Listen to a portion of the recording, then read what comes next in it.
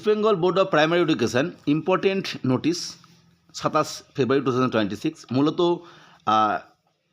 2025-এর যে primary teacher recruitment process যার interview হতে চলেছে হচ্ছে তার যে নেক্সট ফেজ অবশ্যই বেঙ্গলি মিডিয়াম, যেটা একটা করে নোটিফিকেশান আসছিল একটা ডিস্ট্রিক্ট বা দুটো ডিস্ট্রিক্টের ক্ষেত্রে, সেটা কিন্তু একদম অপ্রত্যাশিতভাবে একেবারে 5টা ফেজের নোটিফিকেশান, তার শিডিউল, তার ডিস্ট্রিক্ট কোন ডিস্ট্রিক্ট বা কিছু সেটা কিন্তু দিয়ে দিয়েছে। এবং তোমরা প্রত্যেকেই বুঝতে পারছো এটা যে অনেকেই আমি বলেছিলাম পূর্বেই যে এই যে ইন্টারভিউ প্রসেসটা সেটা কিন্তু কন্টিনিউ চলবে, ভোট বাদ, ভোটের আগে, ভোটের এমসিসি ঘোষণা হওয়ার পরও।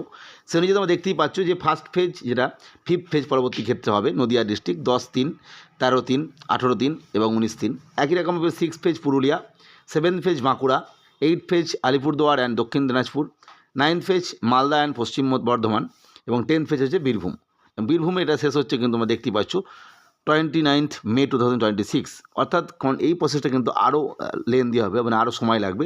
তারপরে কিন্তু পরবর্তী যে প্রক্রিয়া সেটা ফাইনাল যে অ্যাপয়েন্টমেন্ট সেটা আরও দেরি হবে।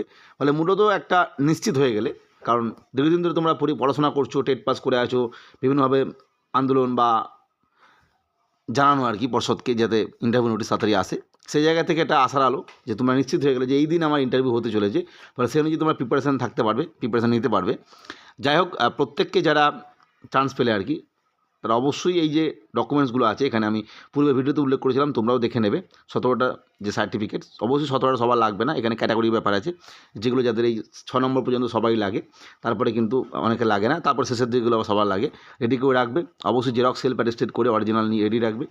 যাই হোক, প্রত্যেককে আজকে বুঝতে পারলে যে কার কবে ইন্টারভিউ হচ্ছে।